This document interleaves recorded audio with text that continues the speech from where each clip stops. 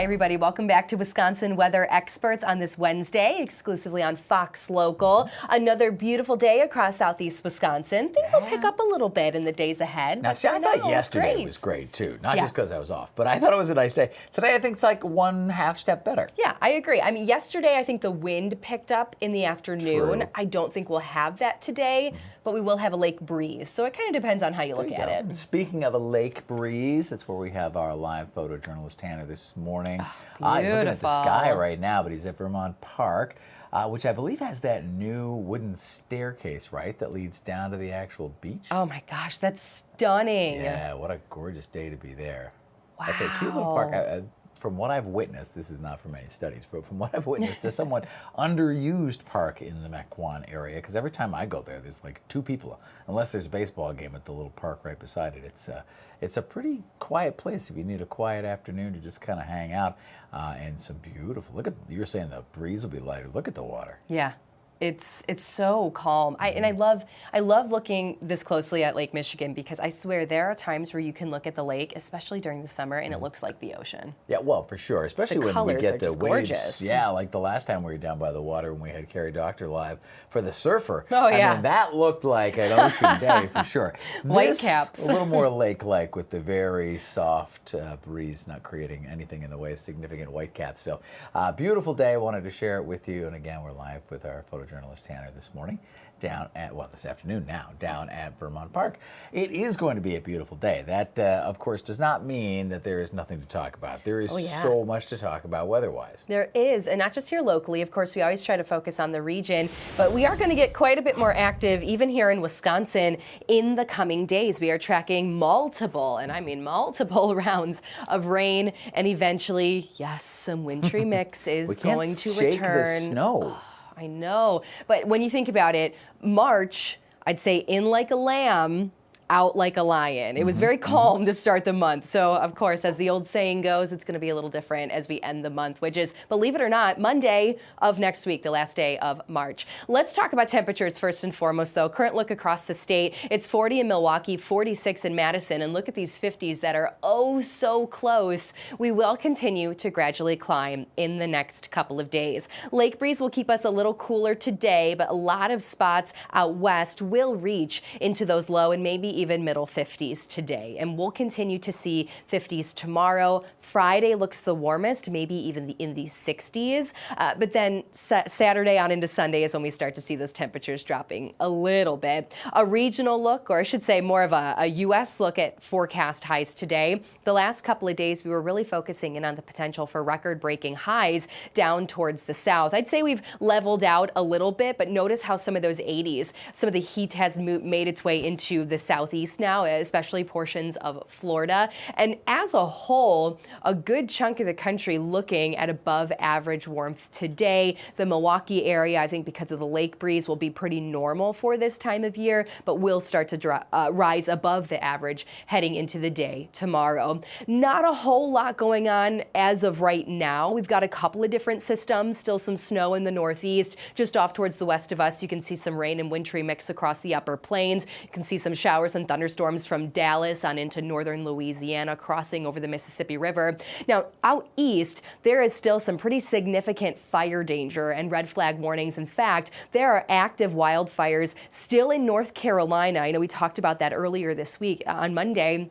There is also a new wildfire in Greenville, South Carolina that is barely contained. So that fire risk still going to continue here in the days ahead. Flooding rainfall possible in southern Texas. High winds possible today and tomorrow out towards the west. And also, this is what we kind of mentioned if you were watching Fox 6 News at 11, kind of mentioned this just a little bit. Look at the storm risk for the Pacific Northwest. Now, already a spot that does not deal with much in the way of severe weather, but especially not this early in the season with it still being March. In fact, I saw a report of only a handful of severe thunderstorm warnings have ever even been issued during the month of March within this region. So large hail does look to be the primary threat with this system that's right now still out over the water, but will be moving in later on this afternoon. There is the chance for tornadoes as well, but this is the hail outlook. When we start to see those black little lines here, we call them hatches.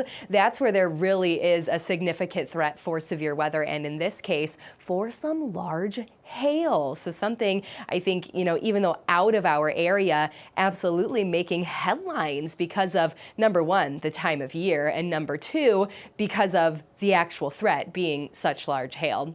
Heading into the day Thursday, the severe threat does actually eventually move with a separate system eastward. There is a marginal risk just towards the south of us, actually, on Thursday, and then a slight marginal across southern Texas as well. Now, I do think here locally in southern Wisconsin, we could see some thunderstorms, maybe late Thursday night into Friday morning, but not really looking at a severe threat here locally, thankfully. But just about everything else we will see in the coming days.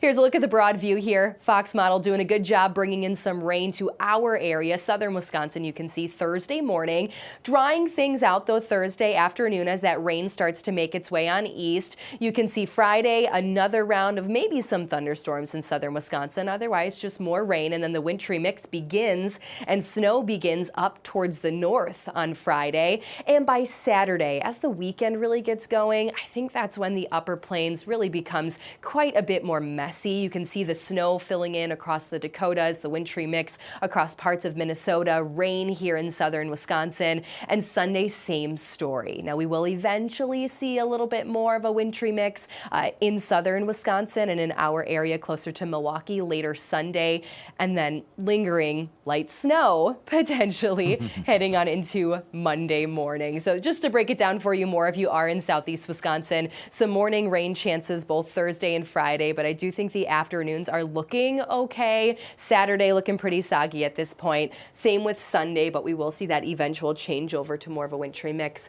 And then Monday morning, just some morning light snow to get through. So a lot going on Such a after busy today. pattern. I mean, March is typically relatively active, transitional season and all, but such a busy pattern and so many lurches back and forth. We had 1 week really where it was fairly stable, but other than that, we've had 2 or 3 days cold, 2 or 3 days warm, and then these periods of rain and snow. Yeah, it's testing all weather systems. I think we've had a little bit of everything. We've had severe thunderstorms, we've had hail, we've had snow. So yeah, we're just going to keep that going apparently through the end of March, which includes home opener for the Brewers. Yes, Monday. We'll be watching that one closely. We will be, and we'll even have a guest from our coverage on this show as well, because of course the Brewers and weather go hand in hand. Absolutely. I mean, they have the roof, but you got to know when to close, when to open. Exactly. Lots of things, and then the tailgaters, obviously. Obviously. But we'll deal with that when it rolls around.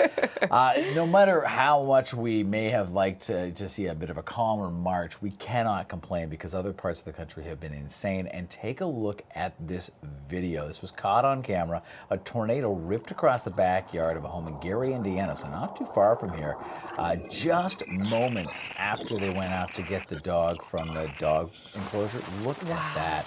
Caught on like a Ring doorbell type thing, I'm assuming. So you can see the homeowners. Yes, it is on the Ring doorbell cam. So the man and his son, then they go out, they brave the winds, they get the dog out of the dog cage, and then seconds later, the kennel, the shed, completely destroyed. The trampoline just barely hanging on. It's kind of shredded to bits there. But wow, talk about timing. Yeah, and this was part of a storm system that brought severe weather to a good chunk of the state of Illinois, and then it continued to move into Indiana and farther towards the east. I believe this tornado in Gary, Indiana was rated an EF1, and there were at least 3 more in the vicinity. And you could just tell, again, how strong the wind was just by watching that video. And I know that the EF scale is a 5-point scale, but I was literally just reading a study about how we need to emphasize the fact that the lower end of that scale is still incredibly dangerous because the upper end of it is so very rare. I mean, we only very rarely see 4s and 5s, maybe a few 3s, but the lower end is just as life-threatening, and just because it's rated a 0 or a 1 or 2 doesn't mean anything if it happens to be your backyard and your dog. Now, I gotta say, and please, pet lovers, I have dogs. I love dogs too, and we want you to be prepared. We want you to do this in advance. Yes. The last-minute dash out there, I'm so glad and happy that it ended well for everybody, for the puppy, for the little kid, for the dad. But please plan ahead. Bring the pets in so they are in a safe spot before the storm arrives. Exactly. Great advice. Don't leave it to the last minute, right? And please always put human health and safety ahead of all things. Now, look at this video. Speaking of crazy weather video, just from last night, and this was from Wiley, Texas. Wow. Thank you to Denny and Kathy Hansen, who sent this video in through our partners over at Fox Weather. That's hail, Steph. And it looks like snow because of how much there is across the area. And that at one point did look like some decent sized hail too. Right, and the audio, if you can hear when we switch back over to the other video, the pounding is pretty significant, even on this one, but listen to this. Oh, wow. Yeah, if you look closely. And you can hear it, like it's you can see how pounding big that on hail some sort is. of metal object, and it's just making a real cacophony, as my band leader used to say in middle school.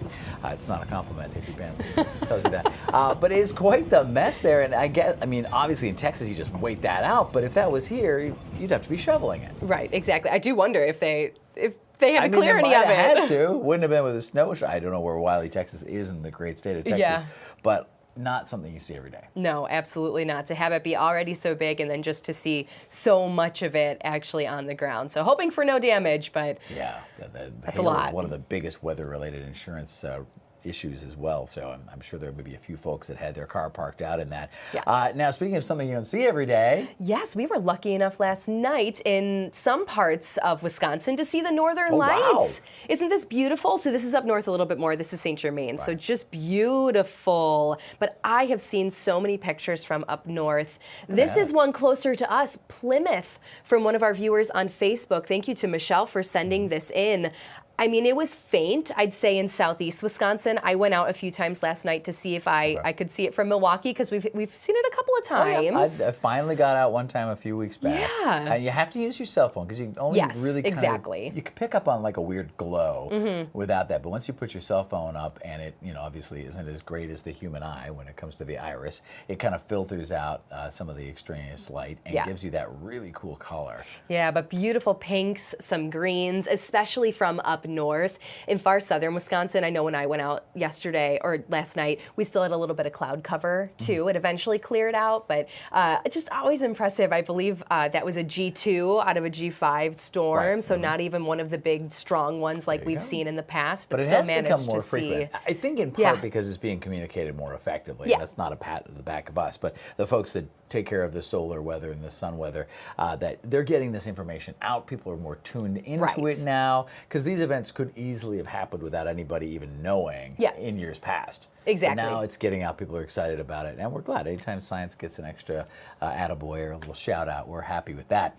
And it's all part of this big crazy planet that we live on. And coming up, we are actually going to celebrate planet Earth as we get closer to Earth Day next month. You're watching Wisconsin Weather Experts right here on Fox Local. All right, we are back live once again at Vermont Park. Look at Tanner showing some of his artistic abilities out there. Rack focus, beautiful. There's a little bit more wave action there. So beautiful. It's sunny. It's relatively calm wind-wise. It's only about 5 to 10 miles per hour. The lake is looking just beautiful. And there's that wooden staircase that I was talking about before, so you can get down to the water's edge. Good workout, going up and down from the lakeshore. Risk, of course. Oh, yeah, the down part, sure. It's the up part. The up part. That is a heck of a climb right there. But a beautiful day to give it a try if they're open. I know it depends on the weather conditions. They may be, I don't know what's going on there. I'm not there. Tanner is. Maybe he can answer that question for us before the show's over. But wow, look at that shot. The blue water, the blue sky, a few little white caps toward the shore. We live in a pretty darn cool part of the planet.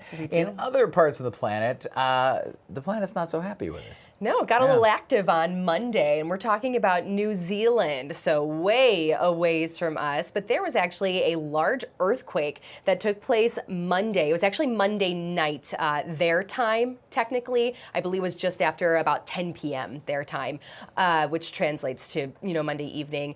But it was a 6.8 magnitude earthquake. Yeah, and the biggest ever in this region was about an 8.2. So, I mean, 6.8 still very, very large. So just off the coast of New Zealand's South Island. And, I think what really stuck out to me when looking at this event was the fact that scientists have actually mentioned that this area does host some of the biggest earthquakes when it comes to this seismic area.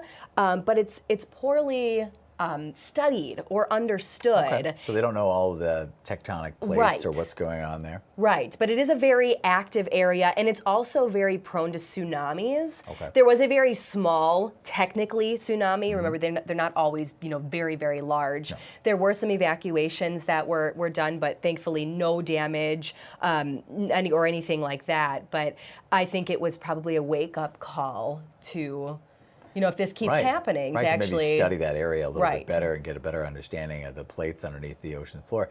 Because just a refresher, with a tsunami, it's related to earthquakes because when the floor of the ocean essentially shifts, particularly as it shifts upwards, it creates this giant wave, as we had so many years back in the Indian Ocean, and it can create monstrous, very destructive, very, very deadly waves that can move inland. Yes. Very, like I said, with very significant heights and take thousands of lives in some cases. Right. So if that's that active an area, then obviously it's important that they study it so they can have a better idea. Predicting earthquakes is still something we really aren't good at, don't know how to do all that well, but at least if they know how active that is and what type of plates they're dealing with, whether it's shifting or whether it's subsiding or what's going on under the ocean, at least they can then plan, better escape routes or better prep for that population that lives down in that area. Right, exactly. So interesting stuff there. And there have been plenty of aftershocks as well. Even, as of today, there have been some aftershocks, which is also very common after a large earthquake. There you go. Well, and that, related to pressure from below the Earth's crust. Indeed. We're going to talk about pressure above us, barometric pressure. What is a barometer? And would you like to make one? Holly's got that. Recently, we talked about a barometer and what it actually does. It's a scientific instrument that is used to measure atmospheric pressure. But now here's the fun part. You get to make your own and measure the atmospheric pressure yourself. So first things first, let's start with the materials you'll need. You'll need a pencil, a straw, a spool, a glass, a balloon. You'll also need a marked index card with an H at the top and an L at the bottom. And you're going to need a little bit of tape behind that index card. And the last thing you'll need is a toothpick or perhaps a sewing needle. So either one of those will work. Now, how do we put this thing together? Simple as it comes. Here we go. So you start with your glass first, and you literally put the balloon on the top of the glass, almost replacing it like it's a lid. So you put it on the top there, and then after that, you attach your straw. You're gonna need a little bit of glue for this one. You attach your straw to the end, and then you're gonna attach the toothpick or perhaps your sewing needle to the end. So that's the first part, already completed. Just that simple, right? And so next we get our spool, and we stand our spool up, and then that's whenever you stick the pencil down there, and the pencil pretty much points straight up, and then at the end, all you do is smack. You put that index card with the tape on the back onto the pencil, and it all stands up and it looks nice just like this. Guess what? You've just created your own barometer, so now it's time to measure that atmospheric pressure yourself. So the first things first are what you're going to do. You can either be inside or outside to do this activity, but if you see that the balloon starts to pretty much be pushed up, that's going to push this down to the bottom. So that means that you're in low pressure. So again, if the balloon inflates, that pushes your straw down to the bottom to the low pressure. However, if you're in an area of high pressure, your balloon is pretty much going to deflate, and that's going to make your straw pretty much point to the H. So you're going to be at least in high pressure. And the last thing to make sure you do not forget, it has to be where the H is at the top and the L is at the bottom. Once you do that and you do the experiment, you're a scientific expert at that point. So definitely enjoy this activity, whether it's inside or outside, and definitely send those pictures in to us of you making your own barometer.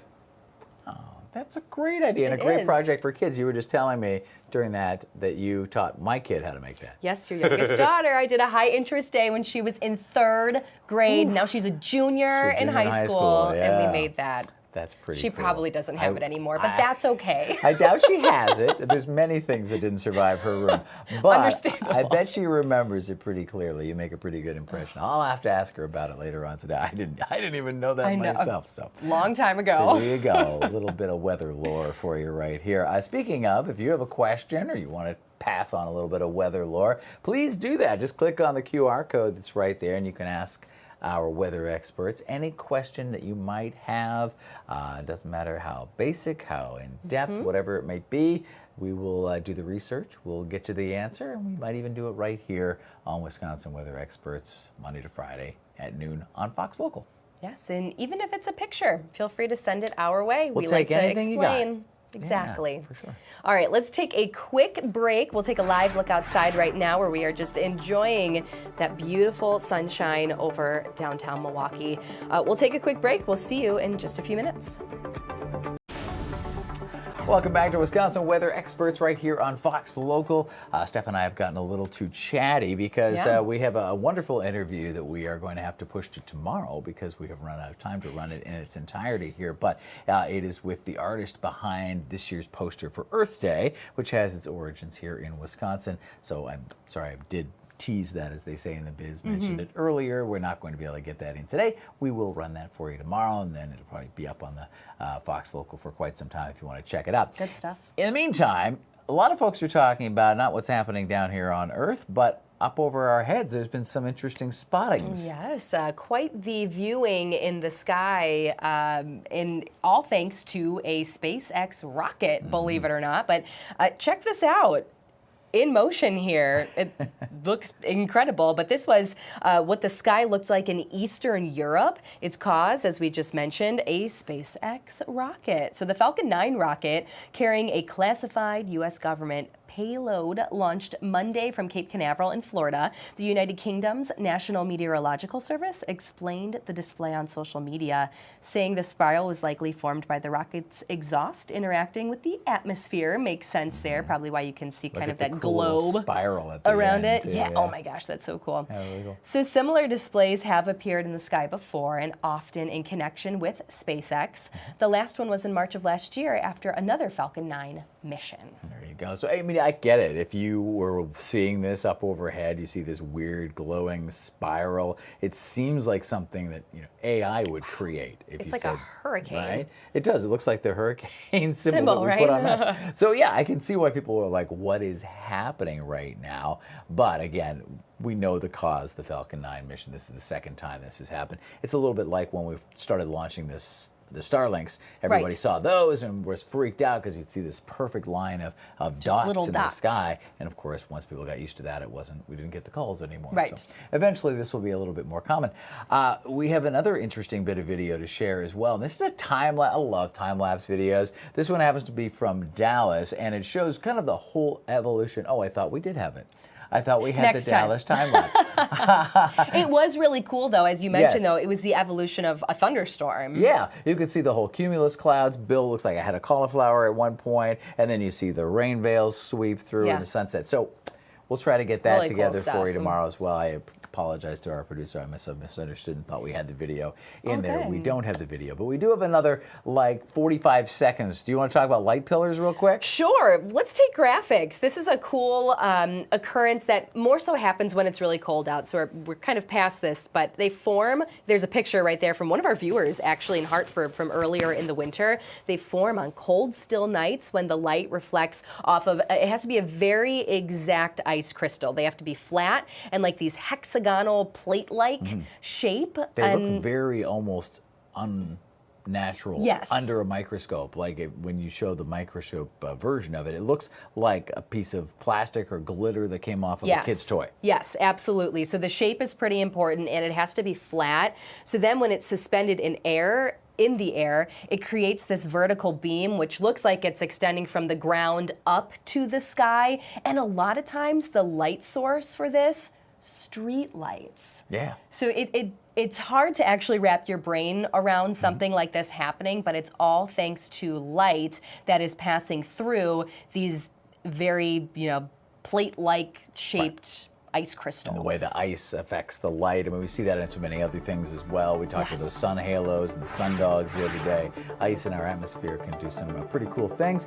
Part of the equation, though, is sunshine. We've got just a little bit of that. Looks pretty good out there at the moment. We'll have a few cloudy periods throughout the day as well. Thanks for watching Wisconsin Weather Experts. We'll get that Earth Day and, of course, that Dallas time lapse for you tomorrow.